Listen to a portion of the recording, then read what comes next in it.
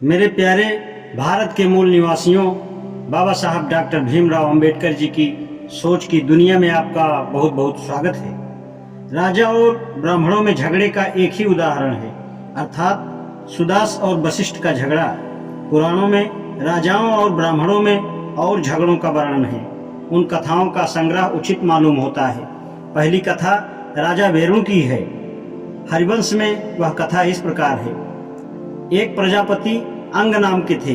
उनका लड़का प्रजापति वेणु था, जो कर्तव्य परायण न था। वह मृत्यु की पुत्री सुनीति से उत्पन्न हुआ था। यह पुत्र अति कामी और विलासी था। वह वेद को नहीं मानता था। उसके राज्य में लोग धर्म पुस्तक नहीं पढ़ते थे और यज्ञ नहीं होता था। उसने आज्ञा दी थी कि कोई यज्ञ करे तो मेरे नाम से और मेरे हेतु करे। तब मरीचि आदि ऋषियों ने ऐसा पाप करने से रोका और कहा कि तुम अग्नि के बस के हो, तुम्हें ऐसा नहीं करना चाहिए। उसने मूर्खतावश ऋषि का हाथ से उड़ाया और कहा कि कर्तव्य बनाने वाला मैं हूँ, मैं किसकी आज्ञा मानूं। मेरे लोगों ने वेणु को पकड़कर उसकी वाम जंघा का मंथन किया। उससे एक काले रंग का नाटा पुरुष पैदा हुआ और हाथ जोड़कर खड़ा हो गया।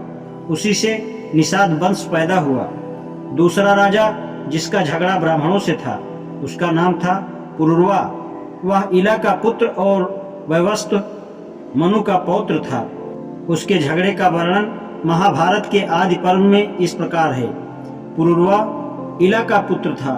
उसका राज्य 13 द्वीपों में था, परंतु राज्य के पद में उसने ब्राह्मणों से झगड़ा किया और उनके आभूषण लूट लिए।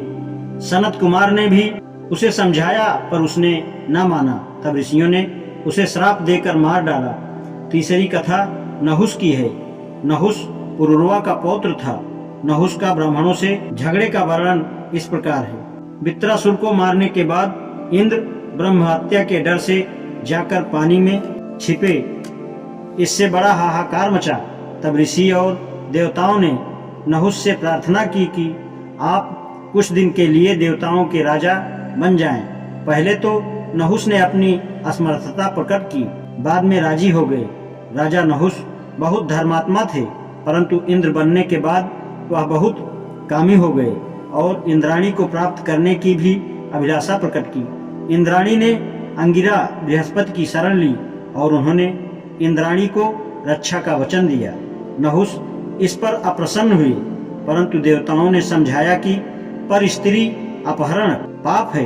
नहुस ने एक न सुनी। उन्होंने कहा कि इंद्र ने अहिल्या के साथ भोग किया था, तब आप लोगों ने इंद्र को क्यों नहीं मना किया। नहुस के जिद करने पर देवतागण इंद्राणी को लेने गए, परंतु बृहस्पति ने उसे नहीं दिया। इंद्राणी ने कुछ समय मांगा जिसमें यह पता चल जाए कि इंद्र कहाँ है। उपाश्रित की सहायता से यह पता चला कि इंद्र हिमालय के उत्तर में झील में एक कमल दंड में रह रहे हैं। इंद्राणी ने इंद्र से नहुस का बुरा विचार बताया और प्रार्थना की कि आप अपने राज्य में वापस आएं और मेरी रक्षा करें। इंद्र नहुस की शक्ति से डरते थे। उन्होंने इंद्राणी को एक उपाय बताया कि नहुस ऋषियों के कंधे पर पालकी रखवा कर आए तो इंद्राणी हंस के साथ भोग करने को राजी हो जाएगी। इंद्राणी ने वैसा संदेश नहुस के पास भेज दिया। नहुस ने विचारा कि मैं चाहूं तो ब्रह्मांड नष्ट हो जाए, तो सप्तऋषि और ब्राह्मणों को मेरी पालकी ले जाने में क्या हर्ज है।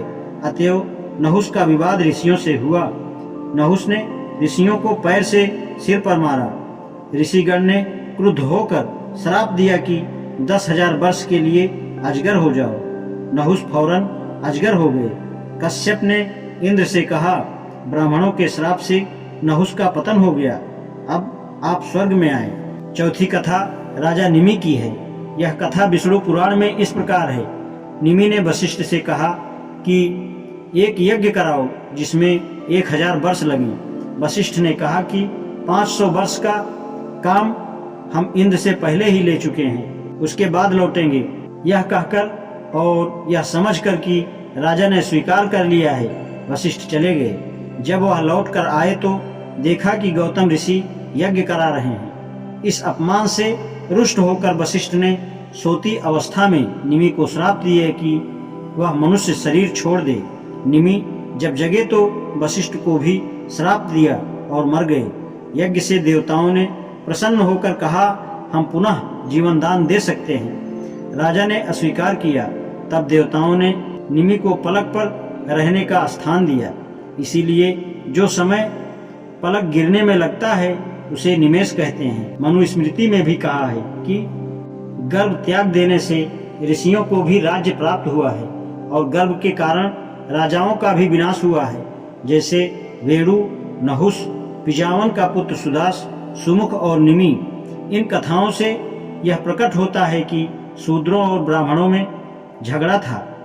सुदास शूद्र था और बाकी राजा लोग सुदास की तरह इक्ष्वाकु के वंश में थे, अतएव वे सभी शूद्र थे। मनु ने भी इस बात पर ध्यान नहीं दिया। उन्होंने कहा है कि क्षत्रिय और ब्राह्मण में झगड़ा था। यह सत्य है क्योंकि शूद्र भी क्षत्रियों की एक शाखा थे। अतएव इस अध्याय का नाम ब्राह्मण तथा शूद्र किया गया। शूद्रों को ब्राह्मणों से झगड़ा रहने के कारण दूसरे से चौथे वर्ण में पतन हुआ। यह बात अब सिद्ध की जाएगी। आज इतना ही। शेषकाल। धन्यवाद।